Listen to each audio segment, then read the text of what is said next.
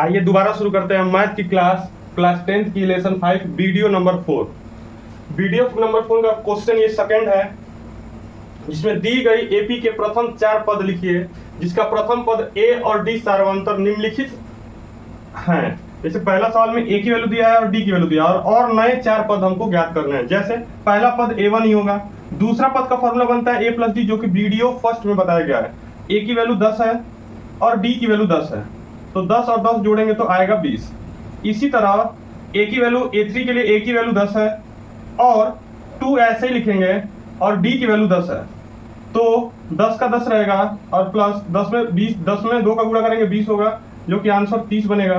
फिर ए की वैल्यू 10 है, 3 लिखना पड़ेगा और डी की वैल्यू 10 है, जो कि 10 और 30, 3 में 10 का गुणा करेंगे 30 होगा, 30 और 10 40, जो कि हमारा आंसर बना है 10, 20, 30, 40। दूसरा सवाल ए की वैल्यू दिया है, डी की वैल्यू 0 है, तो ए की वैल्यू हमारा बनेगा -2 प्लस 0, डी की वैल्यू 0 है, तो ये आंसर बना -2। ए की वैल्यू बना -2 और प्लस 2 और डी की वैल्यू 0। ये जो वैल्यू 2 में 0 का मल्टीप्लाई करेंगे 0 होगा, इसका आंसर होगा -2। A4 का फॉर्मूला बनता है a प्लस 3d, जो कि a की वैल्यू दिया है -2 प्लस 3 लिखेंगे और d की वैल्यू जो दिया है 0 दिया है, -2 प्लस 0 इक्वल टू -2। इसमें a1 की वैल्यू, a की वैल्यू 4 है, d की वैल्यू -3 है। a की वैल्यू 4 प्लस ब्रैकेट में -3, तो हम जानते हैं प्लस बढ़िया बेकार बेकार यानी प्लस माइनस माइनस, तो यह आंसर 1 होगा।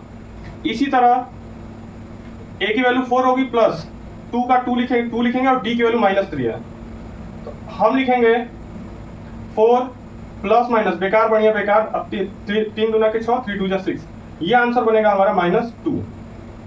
इसी तरह a की वैल्यू हमारा 4 है, प्लस 3 लिखेंगे और d की वैल्यू कितना है -3, जो कि 4 माइनस 3 का टेबल 3 बार पढ़ेंगे तो 9 होगा, इसका आंसर -5 हो जाएगा। इसका जो आंसर बना है वो बना है मेरा 4, 1, -2, -5।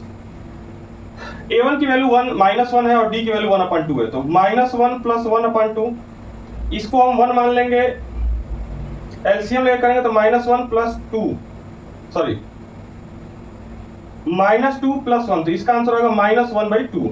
ये जो वैल्यू है a की वैल्यू -1 बनेगा और प्लस 2 लिखेंगे और d की वैल्यू बनेगी 1/2, तो ये 2 से 2 कट जाएगा, जो कि आंसर -1 और प्लस 1 बचेगा, इसका आंसर हो जाएगा 0। ये जो a की वैल्यू है वो हमारा -1 है और प्लस 3 है और d की वैल्यू जो है वो 1/2 है, तो ये -1 ये बनेगा 3/2, एलसीएम लेके सॉल्व करें तो ये जो बन जाएगा -2 प्लस 3 यानी कि 1/2, 3 में से 2 जाएगा, बचेगा